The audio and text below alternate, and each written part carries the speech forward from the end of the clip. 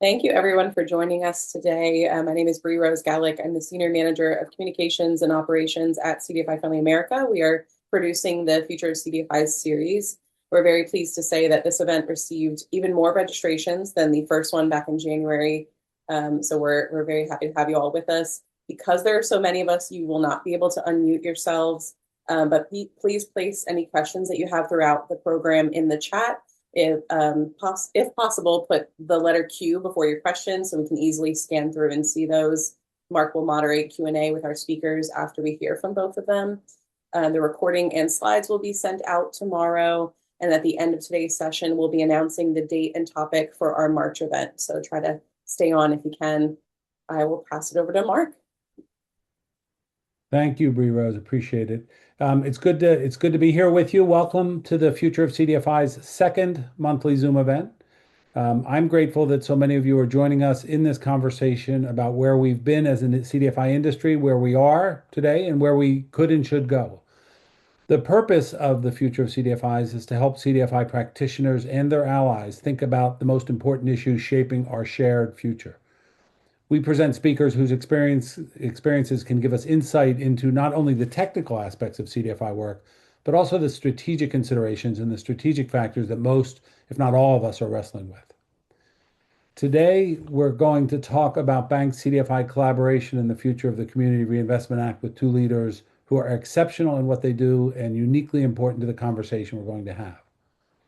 Jesse Van Tol is the president and CEO of the National Community Reinvestment Coalition, or NCRC, and also the board chair of NCRC's CDFI, NCRC Community Development Fund. Daniel Betancourt is president and CEO of Finanta, a leading edge CDFI comprising both a loan fund of long-standing and a pioneering new credit union serving an expanding area in southeastern Pennsylvania. Bree will post links in the chat so you can learn more about them. Jesse and Dan each will speak for about 12 to 15 minutes before we get into a conversation with them. Last month, we had 3 speakers and not enough time for Q&A. This month, we have just 2 speakers, and we hope that allows for more interaction. As Bree said, please feel free to post your questions with the Q in front of them if you can so we can recognize them. In the chat, we'll do our best to get to them. Let me frame the conversation. We are talking about Bank-CDFI collaboration today because it is foundational both for CDFIs and for banks. For CDFIs, banks are sources of capital, funding, expertise, innovation, standing, and civic partnership. For banks, CDFIs are trusted partners in lending.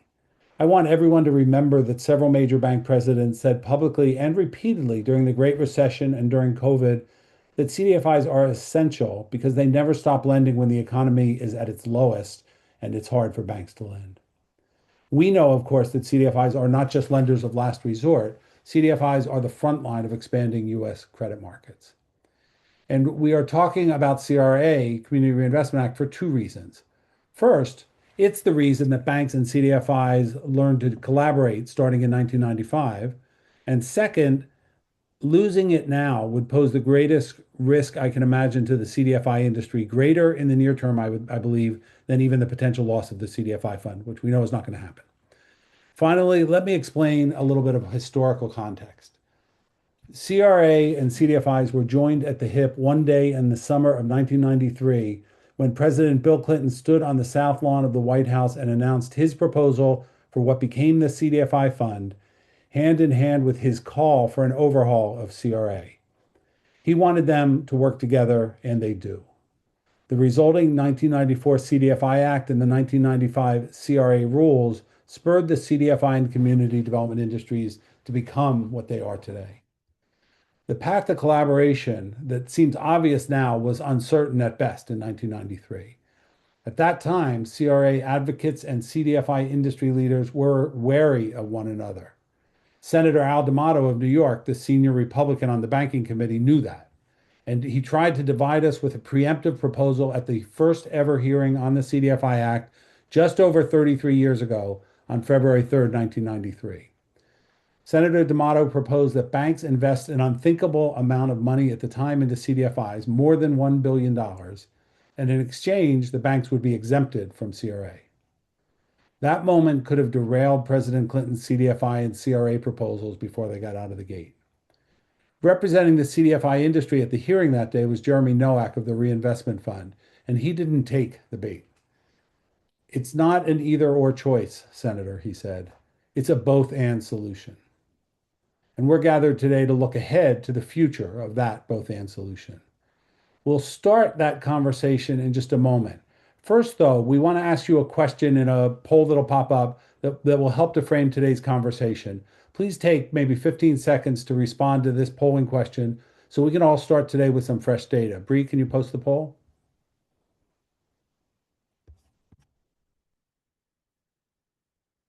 The poll asks what types of bank CDFI collaborations are important to your organization.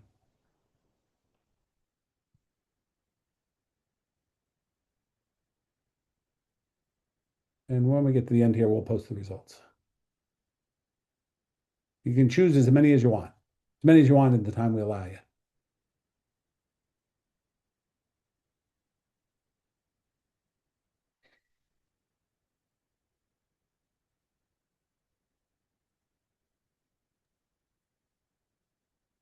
Seeing some people say it's only allowing them to pick one, so we apologize for Oh, that. oh, Please pick sorry one about that that. is most important to you. We set it up right. Yeah, I guess we'll find out what's most important or what you responded first. Sorry about that.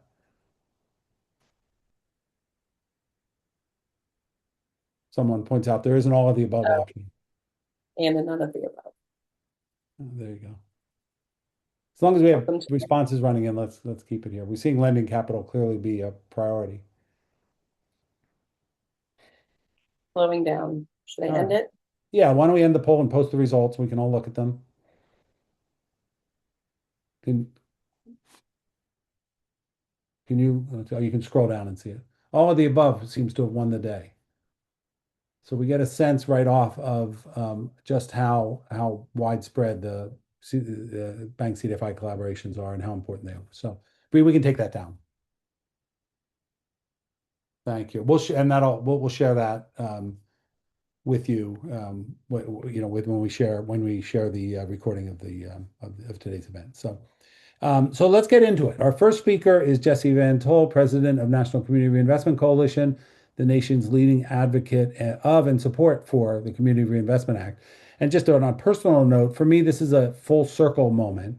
When CRA and CDFIs first bumped sort of awkwardly into each other in 1993, as I mentioned earlier, Jesse's dad, Hubert Van Tol, was a leading national CRA advocate and an NCRC board member. We got to know each other well and got to work together for many years. So it's my special pleasure to welcome Jesse. Jesse, thank you for being here. Thanks, Mark, and it's just a real honor to be here alongside you, Dan Betancourt, friend and colleague, just legends in the field, and truly we all stand on the shoulders of those who paved the way before us, and both of you have been so critical and instrumental, ongoing to our field, and my father, always happy to be associated with my father, my personal hero, and someone who taught me a lot of what I know about CRA. Let me just kind of launch into it. I'm going to put up a short PowerPoint presentation in a moment, but just to kind of set the stage where Mark left off. The history and growth of CDFIs has been linked joined at the hip with CRA reform. It wasn't an accident that day in 1993 when President Clinton sort of made a couple of announcements that ultimately led to the CRA modernization in 1995, which also was announced alongside the creation of the CDFI fund. And so these two things are critical and core to each other. And as Mark said, it's a critical source of capital for CDFIs. I think only one person selected none of the above, and I wonder if that person works for a CDFI or a bank, but we'll never know, I suppose. But long story short, critical to the field. It's difficult to demonstrate CRA's impact because it involves proving a counterfactual, what would have happened if CRA didn't exist. But the best possible study for that came from the Philadelphia Federal Reserve Bank, which looked at census tracts, which went from being low and moderate income to being middle or upper income, reclassified, and then studied what happened in those places after that happened. And what they witnessed and observed in mortgage lending, different space than CDFI lending, but in mortgage lending, they observed a 20% drop to low and moderate income people and within that census tract. If anything, that probably underestimates the impact because presumably banks have been in those census tracts, building up a presence, branches, a staff, relationships. And when it was no longer CRA qualified, those relationships didn't go away. The lending that they were doing didn't go away. But what did go away was the regulatory obligation. And so we know that CRA has an impact and an effect on mortgage lending, on small business lending, and we know it's substantial. Within the space of community development loans and investments, we know that most banks, certainly when we think about community development investments, might not be doing them at all, but for CRA. Certainly, there are community development investments that are profitable. But as you all know, CRA creates this obligation to invest in the community, to receive credit. It's a balancing test. You have the obligation to serve the community, and then you fill it up with activities, and those include investments in CDFIs, grant making, and lending, and so on and so forth. Let me share my screen here. Hopefully, I can do this without too much trouble. Hopefully, you can all see it. Let me get in slide mode. That's who I am, Jesse Van Tol. And I want to talk just a moment about kind of the time we're in, what I view as opportunities and threats as it pertains to CDFIs, the capital that they receive that's kind of motivated by CRA, by partnerships with banks, how we think there are opportunities to continue to use CRA in those ways, and how there are threats. And so in the current moment, as Mark noted at the beginning, there are certainly threats. We think for the time being, not an existential threat to CRA, but I wouldn't rule that out. CRA was included in Project 2025 as something to do away with. It's long been sort of a bugaboo of the folks at the Cato Institute and Heritage Institute as a regulatory requirement that they believe skewed markets. And so it was included in Project 2025 as something that was unnecessary to do away with. And I think we remain concerned and vigilant that might be the case, that this administration might at some point turn its ire and turn its focus on CRA. We know in the first term there was an effort to reform CRA, and a thing I would point out is the concern around kind of death by 1,000 cuts or death by dilution. One of the problems with the CRA proposal in the first Trump term is that it so widened the aperture of what would qualify for CRA credit, that it would have included things like infrastructure. It would have included things that were much more profitable to do for banks. And in doing so, in widening that aperture, really dilutes the pool of what banks will invest in. Why might they invest in a CDFI if over here they can do $1 trillion infrastructure project and get CRA credit for it? And so what we are seeing in the current moment is more an approach of death by 1,000 cuts. There's a proposal to make it much easier for smaller banks to utilize a strategic plan option under CRA, a strategic plan option with a sort of a lower bar for what they need to do in the community development space. And insofar as the banking sector is still fairly vast, over 4,000 banks, not all of whom have a robust practice of investing in CDFIs. In fact, the pool of who might invest is large. And that's a well that can continue to be explored, but not if the pressure is sort of off to make these kinds of investments, to work with CDFIs. If the bar is lowered for what they need to do, many banks will get by on their CRA obligations by buying mortgage-backed securities or doing other things that might qualify for CRA credit, and not do the sort of harder to do deals, not do the deeper partnerships with CDFIs.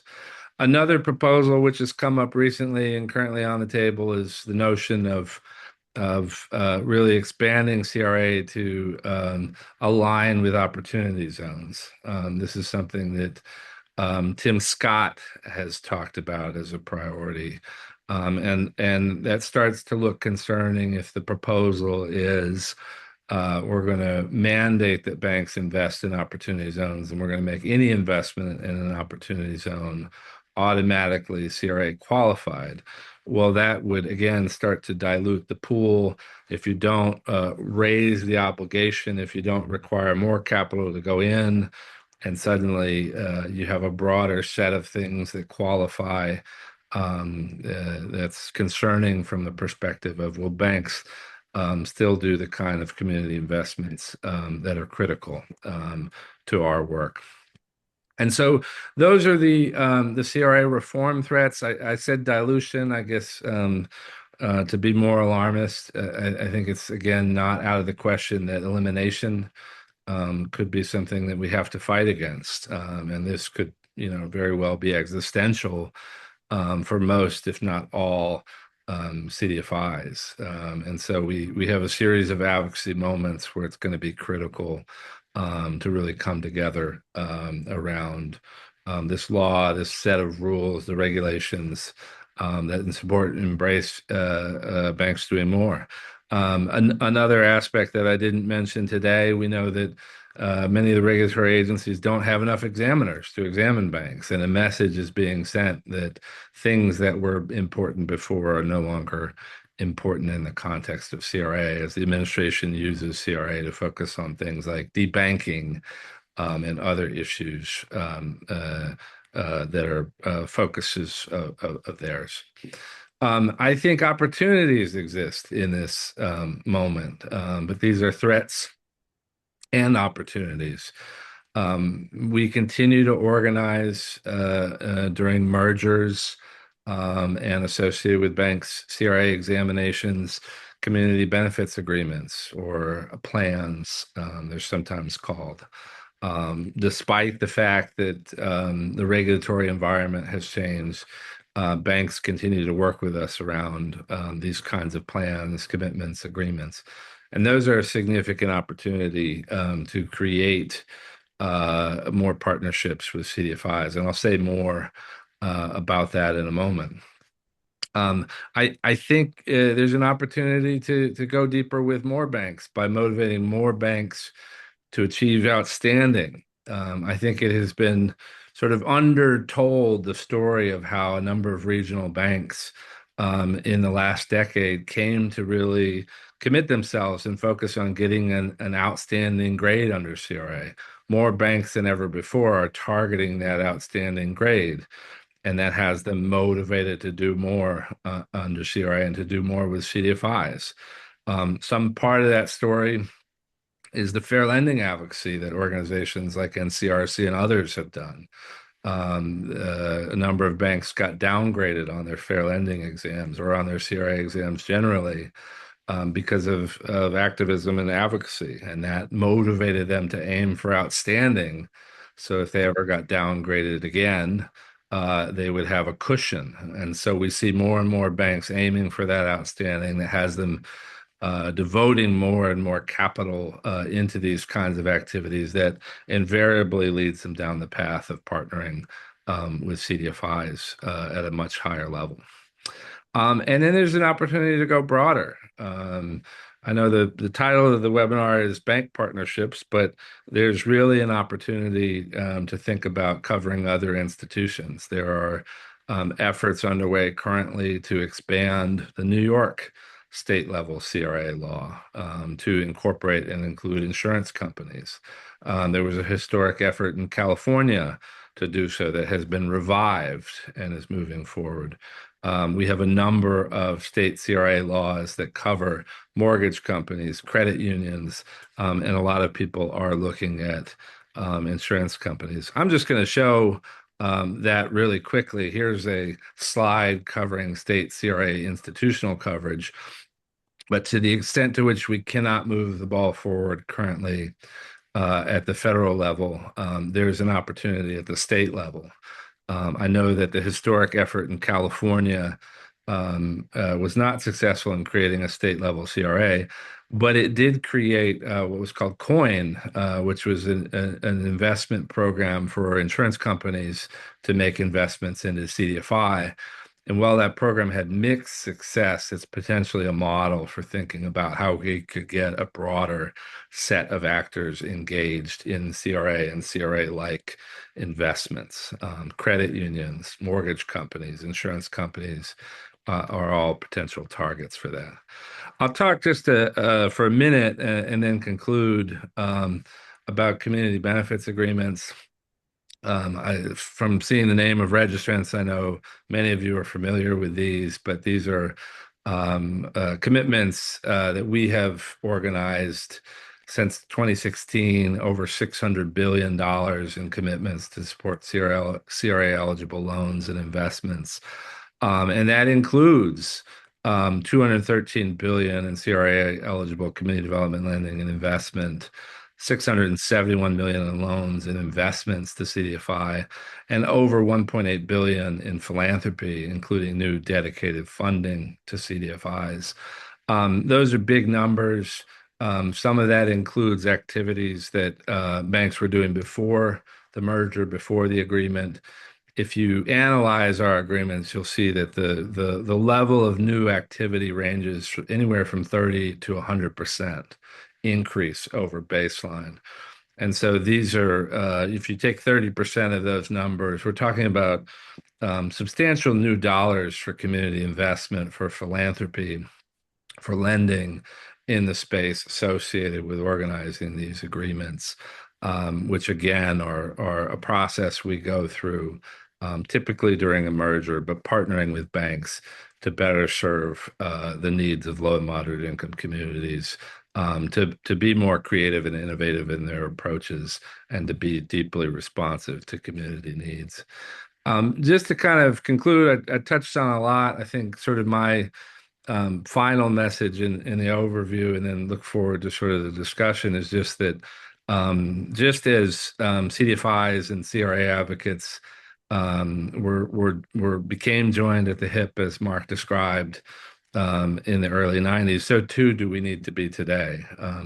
CRA advocacy leads to more capital for CDFIs, and well, many CDFIs have been reluctant to sort of rock the boat, so to speak, and out of concern for affecting or impacting their bank partnerships.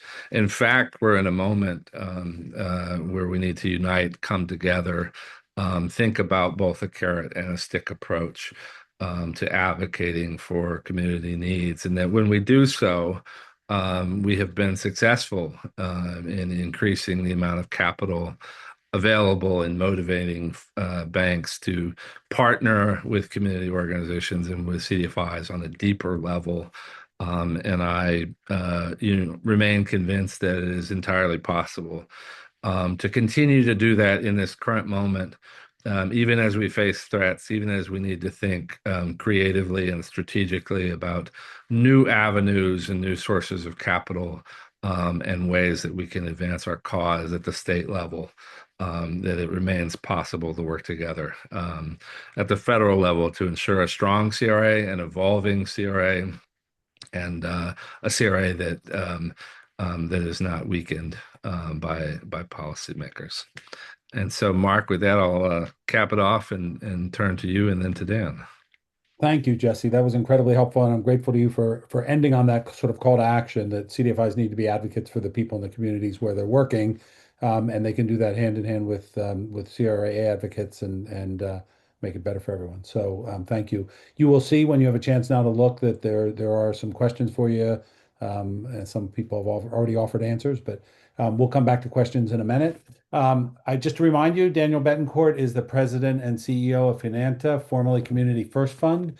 He brings a unique perspective because he now works in both the credit union world and loan fund worlds on the question of bank-CDFI collaboration and the future of the CRA. Dan, thank you for joining us. It's all yours. Oh, you're muted, Dan. Thank you, Mark, for inviting me and Jesse to be on this, I guess, the second in the series of conversations you're having for the industry. I think we're lucky to have you and lucky to have these conversations.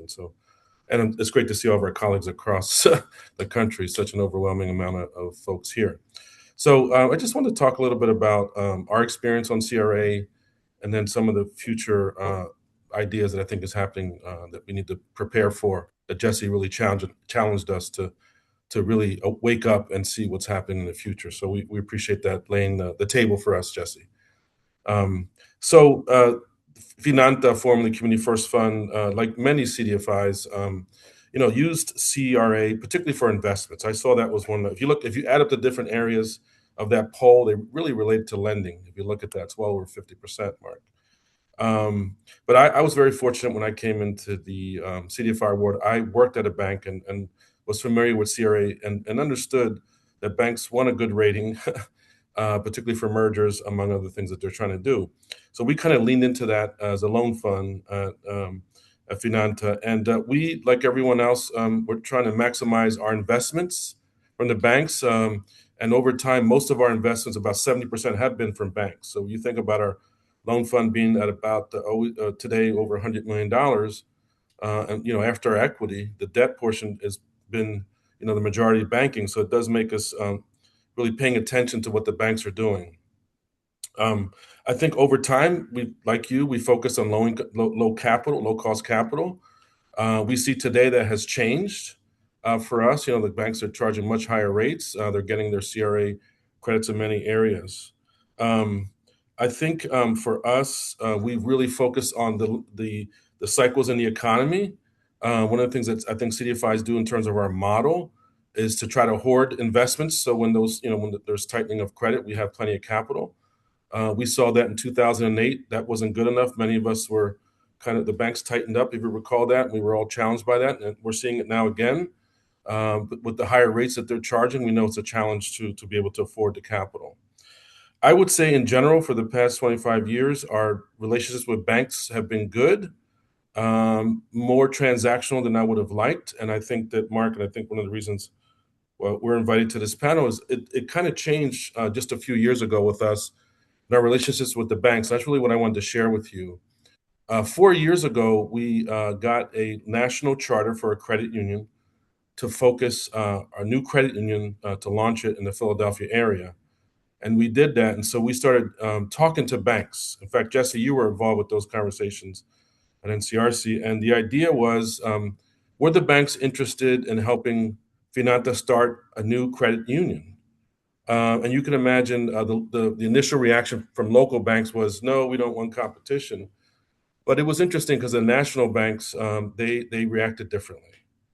They were interested in partnering, and we offered categories of involvement, being a founder of the credit union. So what I found was a common question that the banks were asking me, which was, how do we build a deeper relationship? I mean, I think that's the question here today for CDFIs. How do you answer that question? What does it mean to you to go deeper with the banks? Because I could share with you some of the things that we did. One, we did get the banks to give us multi-year operating grants, significant, in some cases, seven figures. And the idea was that they would do something that they did not want to normally do. If you read the research, banks don't really like credit unions. They just don't, for tax purposes, among others.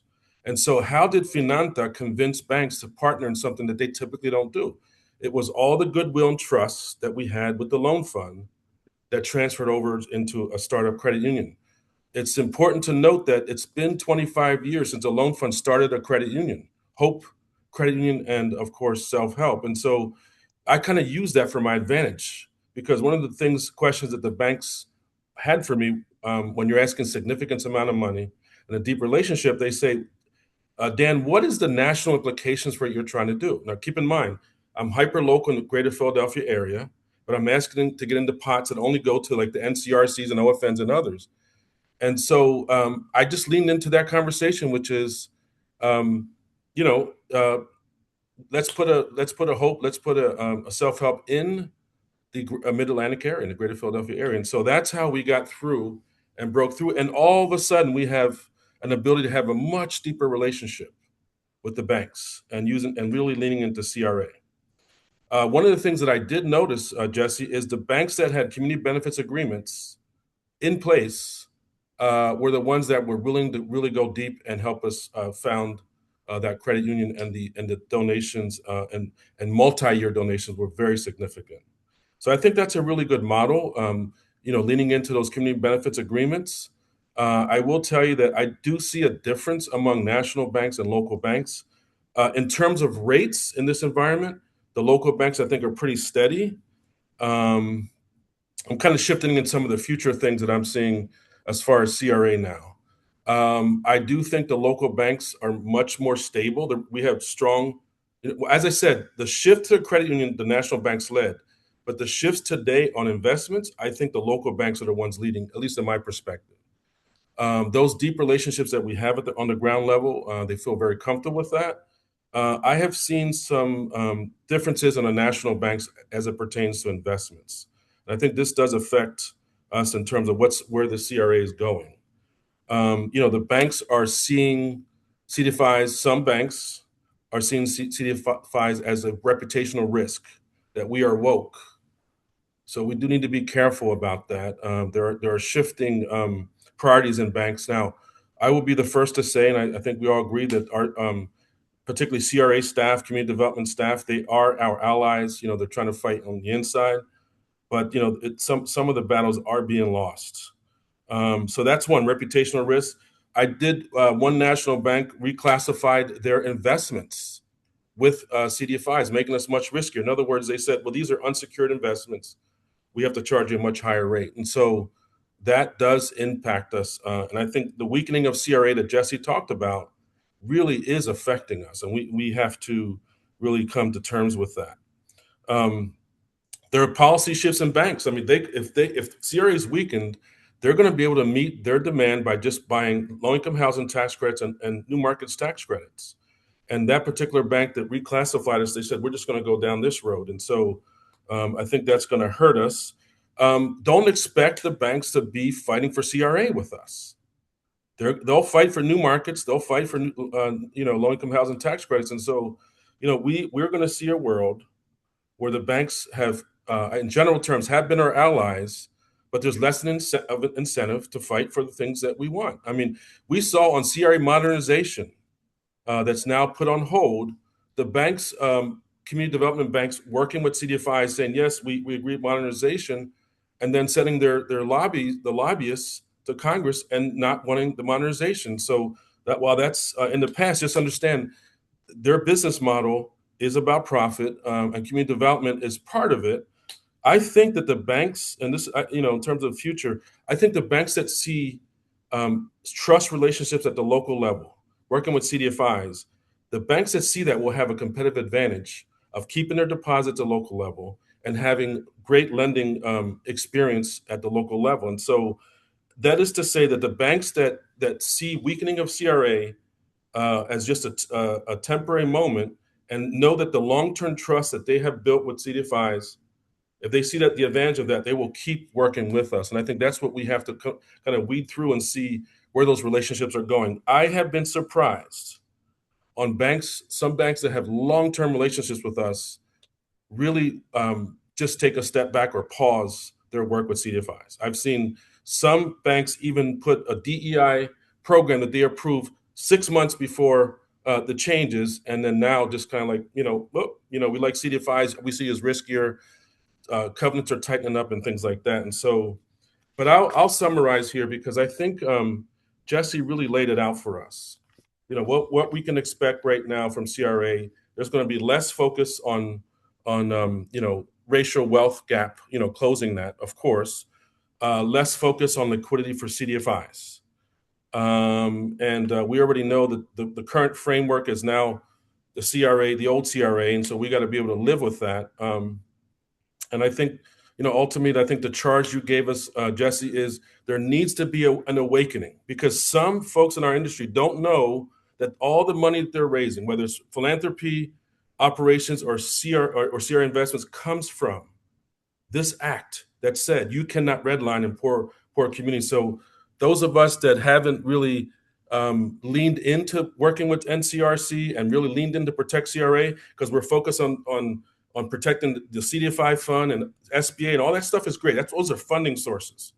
But what's undergirding those funding sources are a law that requires institutions to invest in the communities that they take deposits from. So I think hopefully, Jesse, after this call, your advocacy days will increase and so on and so forth, and people will realize, how important it is to support CRA. Thank you, Mark. Thank you, Dan. That was terrific. Appreciate your candor, as several people noted in the chat. Appreciate your sharing your experience that way. Let me begin with a question that sort of wraps a few things together here, which is, and the question at the end of this little explanation is, what should CDFIs be doing with banks now, right? What's the conversation they should be having? How should they be engaging? But let me put a couple of things in there. One is, you talked about all the sort of the dilution. You talked about the fact that the CRA bankers at banks generally are really right there with us, but they don't make the decisions higher up. That's one of the dynamics that we all have to sort of take into account. And the other is something that a banker made to me about a month ago, which is that CRA examinations are lagging, meaning they're examining a period of what happened years before. And some banks are making the judgment, we can't afford to take the risk that 4 years from now we're going to get in trouble for something we did now. So we'll keep up at least some level of activity. Maybe not the same, maybe not more, maybe not growing, but we'll be active. And some banks are deciding otherwise and just saying, we're not. The regulators have stepped back from. It's been all over the news. Regulators have stepped back from enforcing a lot of things. So the question is, if what advice do you have for CDFIs and for bankers about the conversations they need to be having now, given the real life of experience of having to work in communities, and they all are there. So who you wants to take that? Go ahead, Dan. I can chime in too, but okay, thank you. So from a practitioner perspective, finding those relationships that are sustainable for the future. It is, you can take a person. I was on the phone call. I shared this call with you, Mark, on the 20-year funder, and they were pulling back. And I'm driving down in Pennsylvania down the turnpike on the way to the Capitol, and you can't help but not get upset, but you can say things like, well, you're supposed to be with us during the tough times. All the things that you believe that you do for your clients, you're asking your banker, and it was a policy change. And there was nothing that I could do there. We just have to maintain that relationship for the future. And it was very disappointing. And yet there were super regional banks, very significant banks, that nothing's changed. You talked about, Jesse, deposit dilution. One of the things that banks understand, if you don't have those relationships with community organizations, you will lose those relationships. Your deposits are going to leave because people are going to say, I'm moving my money from this bank to that bank. And so I think banks that see it as a competitive advantage, if we can lean into that conversation, and there are plenty of banks that are going to do that. I think that's going to make the difference. And the banks that are putting it on pause or seeing us riskier, we can take that personal. But they're going to be there, in the future. I'm confident of that. I think right now, banks they've been around 100 years since the time of the Depression, and they're around because they tend to tighten up during these times. I think right now this political environment has them, going back to the conservative playbook, I think. Yeah, I think one of the things, couldn't agree more with what Dan said just now and before too. Just I think some great points he raised. I think part of the conversation is, if banks pull back or modify what they're doing, and there is no consequence or no credible threat of consequence, then I think part of how that gets experienced at the executive level inside of a bank was, sort of in a transactional way. Well, what was I getting for what I was doing? And if there's no pain associated with not doing it anymore, then why stay the course? And some people will take a long view, and the pendulum will swing. But enough of them will say, well, you cross that bridge when you come to it, right? Like you react to the moment, and there's always an opportunity to recover, notwithstanding Mark's point about CRA exams being, retroactive. And so I think it's really important that in these moments, there's a consistent message about the fact that the pendulum swing, that within that there's sort of a notion that people are paying attention and watching, and that there's some reputational pain or damage associated with pulling back. I often use the example of what happened with Target. Target fundamentally misunderstood its customer base in a deeply unstrategic way. And as my friend and colleague Mark Morial said, that they punted on first down. They complied in advance, and I think as banks make policy changes to their approach, really important too to get people to articulate the why behind it. I think that there are cases where the policy has changed and they have to comply. And there are cases where, the lawyers and the risk management folks inside of a bank have full reign to sort of go as far as they would like under the auspices of protecting the corporation from the ire of this administration, but maybe doing things that are not required by regulation or the law, maybe doing things that are not necessarily grounded in what's required, even now. And so I think if forcing people and asking people to articulate why they're doing something, and trying to engage at the highest levels you can in a conversation about whether those changes are really durable across cycles, both politically and economically, is really important. I was listening to a podcast about censorship in China the other day, and there was an author who's written about this who said, part of the brilliance of Chinese sort of information suppression is that the rules are vague enough that you sort of suppress beyond what is technically required by the state. And I think that's operating right now, that the administration's attack on DEI and a range of things that are ostensibly associated with that are being interpreted in very broad ways. And corporations are sort of afraid in ways that causes them, in some cases, to go beyond what they're even being required to do by anybody in particular, at their regulator or in the administration. And so calling that out and saying, well, wait a minute, could you point me to the law or the regulatory requirement that forces you to do this, it can be actually powerful. Let me pick that up and go in a slightly different direction. There've been a series of questions while you two have been discussing that ultimately, in my mind, sort of organize around sort of community organizing. And Jesse, when we were preparing for this, you made a mention that NCRC community organizing around CRA is very different than it was not to generationalize it, but when your dad was doing it, right? And so the question is, how do you involve, and this is true for CDFIs too, because CDFIs, the early CDFIs folks were community organizers. Jeremy Nowak was a community organizer, right? And so how do you think about community organizing as part of what you do? How do you involve the community? How do you make sure the community's voice is heard, seen? How do you, advocate on behalf of that? And the second half of that, there's another question about for CDFIs, which is something CDFIs have always had to dance with, and you both can answer this, but I'm going to start with you, Jesse. But on the first question, but CDFIs have this delicate relationship they have to maintain with banks as partners, and also sometimes they're advocating against banks or for banks to do more or anything like that. And that's also true, true with the federal government as well. So we have all those sort of conflicted things. So Dan, the question to you, as someone who I know speaks truth to power, as you do, Jesse, but Dan, I know it personally because you've spoken truth to power to me when I was at OFN more than once, and I appreciate it. We're still friends, right? Yeah, absolutely, loving friends. But how do we, how do you make sure you're speaking truth to power in all of this organizing? And Jesse, you have a CDFI too, so have at it, Jesse. Yeah, I think, one thing I want to stress and emphasize is, the way that we go about forming our community benefits agreements, which, 20 years ago, a CRA commitment would have been organized through a fire and brimstone kind of, we're going to comment, we're going to oppose, and well, we still do some of that. The most powerful part of how we form these things is through a process of listening to the community, of bringing a lot of people to the table who are impacted by various problems, who can speak to the problems in that place.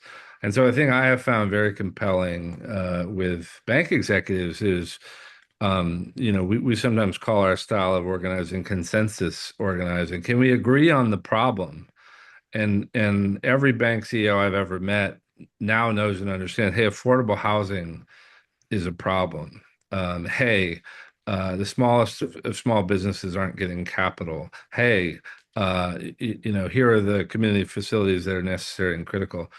And so I do think bringing community needs front and center and finding a way for people to articulate those directly, whomever those stakeholders are, can be very powerful. And once we can definitively agree, hey, there's a problem here, now let's challenge each other to be mutually accountable for the solutions. And that's really what our plans and agreements are. How can we, okay, what do you think you can do to solve these challenges? And now how do we enter in partnership with you to say it's our job too to solve these challenges and these problems. We have to be accountable as well. That doesn't just cut one way. And I have seen that. I've seen that move bank executives, and understanding the problem in a deeper and more direct way, and committing themselves in partnership in a way that doesn't feel like we force you to do it. You have to, we're sitting in judgment over here as a bystander. But really engages and enrolls them in solving a problem. Thanks. Dan? Well, the speaking truth to power part, as you know, it's not hard for me, Mark. Very fortunate to grow up in the community, in the Philadelphia area that, among some civil rights leaders at a very young age, serving on some community organizing boards. And we did such things that, we marched against drug dealers, and I was a young banker, and it's not the kind of thing you do. And so I kind of had that in my DNA early on, Mark, to do that. There's some things that, yeah. I think when you're young, you don't know you should be, you don't know that you have boundaries. And I guess I never quite treated it that way. And I think that's probably why I ended up from banking to the CDFI world, where all my technical skills were there. And then, speaking out but speaking truth to power doesn't mean that you're responsible with it, right? You're responsible with it. And so, sometimes having those quiet conversations and, because of NCRC, I do sit on a couple, national bank advisory boards, the CRA, community action or community advisory boards. And I find that banks respect leaders that just say how it is, because as I said earlier, banks really want to know the local intelligence, because then they know when you remind them your local one particular bank did not have who was headquartered in this particular town. They left the town. The town was very upset. They did a number of interviews. And, they really just forgot and were not connected. And yes, the executives left these community meetings really upset. But then when we put that in the community benefits agreement, they actually made all those changes. And there were some programs that they put together because the CDFI said, you should be investing equity of all things in CDFI. So, I think done in the right manner, I think it goes over very well. Yes, sometimes you got to speak up in a public setting, but I don't think that's what my model of speaking up is not just some grandstanding over there. It's really working with the individuals to make change for my community, which in turn will be beneficial to the institution. So I mean, it's sort of the model that I believe in. So, As so far sort as of speaking truth say to power again, pragmatically, right? I mean, making something good that, Jesse, as you said, that speaks to a common problem. Or a commonly identified problem. I want to stay with that for a minute, yeah, because so much of the CDFI industry's history is around racial justice and racial injustice, mhm, righting racial injustice wrong. And, Dan, you mentioned something, and you and I were in this conversation where we heard from a bank that at the top of the bank, they thought CDFIs were a reputational risk because they were, seen as DEI, right, in this current environment. mhm. And, Jesse, it's hard for me to imagine anybody ever standing up and saying, no, redlining never happened. Redlining was never a problem.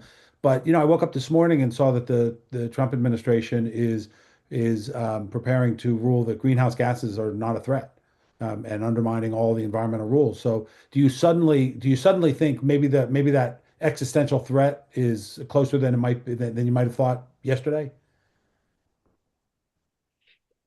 Yeah, I mean, I think, look, I have been vigilant from the beginning. I think I've been a voice, even as a number of industry voices said that they weren't concerned that the administration might go after CRA. I've been a voice to say, we need to be mindful and watchful. And yes, I think, and I think that tactic of, declaring mission accomplished. In fact, Mark, I quickly referenced debanking in my remarks. Just to be clear, the administration has announced that they will use CRA exams to go after banks that they believe have debanked people. And what they mean by that are sort of account closures of, in particular, a number of Trump-affiliated groups, organizations, family members, but also more broadly an allegation that conservatives have been debanked, which is to say had their accounts closed.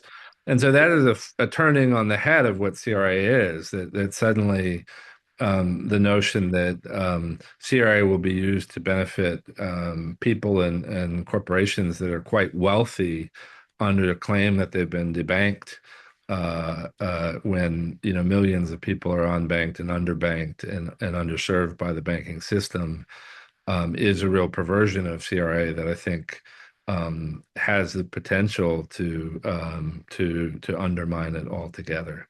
So absolutely, I think that's a challenge and a problem. And you're ready for it. And we're ready for it. And let me just say, I mean, there's a lot of leaders on this call. Yeah. Dan, you, many other national groups who have either worked with us or on their own. I saw Bulbul in the comments, who's done a lot of work around CRA. A lot of people have advocated for this, but certainly we need more people to step up. And historically, people have stepped up when CRA was under attack, but we need to build a real wide base of support. To Dan's earlier points and comments, where banks might stand up for tax credits because they make money doing that, it's unlikely that they'll stand up for something that's a regulatory obligation. And many of them will argue, "Oh, we'll do it anyway," and "Oh, we do this out of the goodness of our hearts, and we think it's good business." And that's true to an extent, but it's also true that they wouldn't have done it from the beginning without CRA. They opposed CRA when it was created, and they oppose its expansion today. Got it. And I'm gonna cut you off, Dan. I was gonna ask you to respond, but we're getting close to the hour here. We want to do before we lose too many more people. And thank you all for being here. One of the things I've noticed is a lot of people answering each other in the chat, which is great. That's what we want to do. The goal here is to have conversation. We're going to put up a poll real quickly to ask the question. Go ahead, Bree Rose. Ask the question: would you be interested in smaller group discussions on Zoom at another time, not as just breakout rooms around this topic or any of the other topics that we're going to be covering? Because we've actually had some consultants come forward and volunteer to sort of help facilitate those conversations.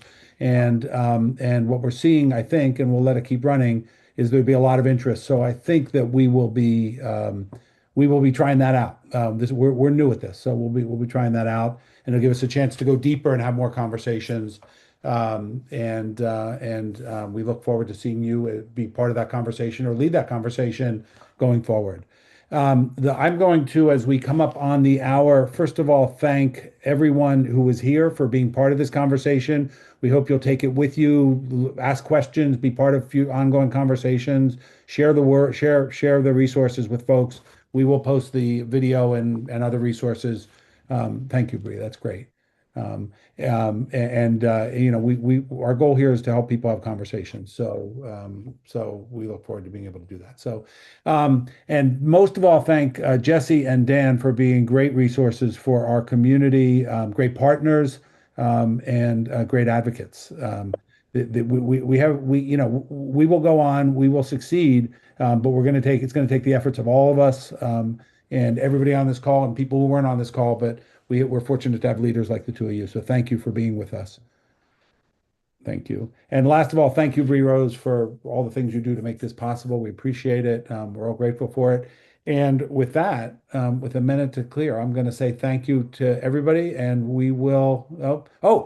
Bree's reminding us the next event will be on March 11th at 2 p.m. We're going to be talking about consolidation in the CDFI industry, which we know is one of the hot topics that everybody wants to talk about. And we'll be contacting you in the next week or two via email, because we have your email now, to let you know all who the speakers will be and what we're going to do about it. It'll be a special version of the future of CDFIs. Thank you, Bree Rose. Thank you all. This is great to